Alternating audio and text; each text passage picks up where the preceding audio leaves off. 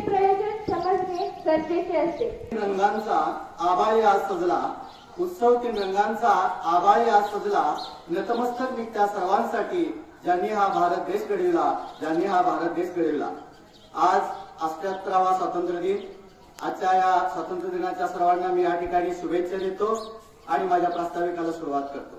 सन्मान्य व्यासपीठावरती विराजमान असलेले आजच्या या कार्यक्रमाचे प्रमुख पाहुणे मेजर शिंदे साहेब, त्याचबरोबर आजच्या या कार्यक्रमाचे अध्यक्ष, शालेय व्यवस्थापन समितीचे अध्यक्ष महादेवजी माने साहेब, त्याचबरोबर बाळूकाका सपाटे शेळके साहेब, सर्वच मंचावर उपस्थित असलेले सर्व पालकवर्ग, आमच्या प्रशालेचे आदरणीय मुख्याध्यापक आदरणीय शेख सर, माझ्यासमोर उपस्थित असलेले सर्व प्रिय विद्यार्थी बंधू भगिनींनो, आज आपण 78वा स्वातंत्र्य दिन साजरा करण्यासाठी एकत्रित जमलेलो आहोत। गेली 150 वर्ष आपल्या देशावरती ज्या गोऱ्या लोकांनी राज्य केलं, व्यापारासाठी आलेले गोरे लोक आपल्या देशावरती 150 वर्षे राज्य करतात आणि या 150 वर्ष गुलामगिरीच्या ज्या बेड्या होत्या, त्या गुलामगिरीच्या वरवंट्याखाली आपण भरडलं जात होतो आणि म्हणूनच हे कुठेतरी थांबलं पाहिजे। याच्यासाठी आपल्या देशामध्ये दोन प्रकारचे गट होते, एक होता जहाल गट आणि एक होता मवाळ गट। आपल्या देशावरती होणारे अन्याय, आपल्या देशावरती होणारी जी गुलामगिरी होती, ही संपवण्यासाठी अनेक थोर देशभक्तांनी आपलं रक्त सांडलं, आपल्या प्राणाची आहुती दिली, याची आपल्याला जाणीव असणं गरजेचं आहे। आज आपल्याला मेजर शिंदे साहेब हे प्रमुख पाहुणे म्हणून लाभले। खरंच त्यांनी कारगिल युद्धामध्ये त्यांचाही आपल्या देशाच्या सेवेसाठी त्यांचाही सिंहाचा वाटा आहे, त्यांनी देशाची सेवा केली। विद्यार्थी मित्र हो, मला तुम्हाला सांगावंसं वाटतं, आपलं स्वप्न होतं की आपला जो भारत देश आहे, आपला भारत देश विजन 2020 अशा प्रकारचं त्यांचं स्वप्न होतं। 2020 मध्ये आपला भारत हा पूर्णपणे महासत्ताक व्हावा अशी त्यांची अपेक्षा होती, त्यांचं स्वप्न होतं आणि ते स्वप्न आपल्याला जर पूर्ण करावायचं असेल तर विद्यार्थी मित्र हो, आपण उच्च शिक्षण घेतलं पाहिजे।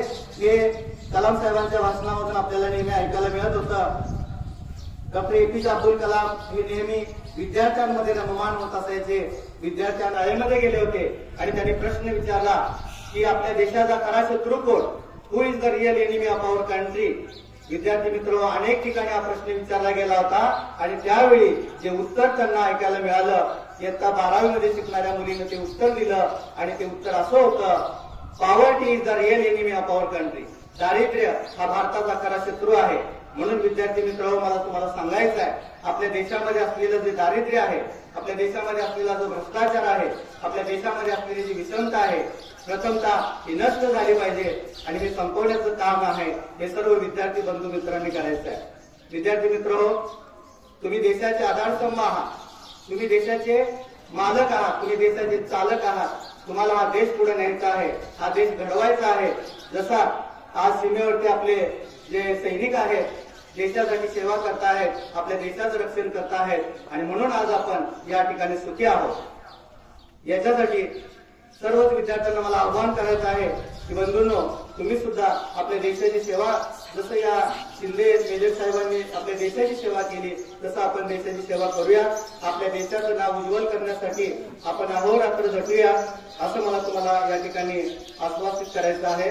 जाता जाता मी एवढंच म्हणेन, मेरा मुल्क मेरा देश मेरा है वतन, शांति का उन्नति का प्यार का चमन। मेरा मुल्क मेरा देश मेरा है वतन, शांति का उन्नति का प्यार का चमन। इसके वास्ते निसार है मेरा तन मेरा मन, है वतन है वतन है वतन, जाने मन जाने मन जाने मन।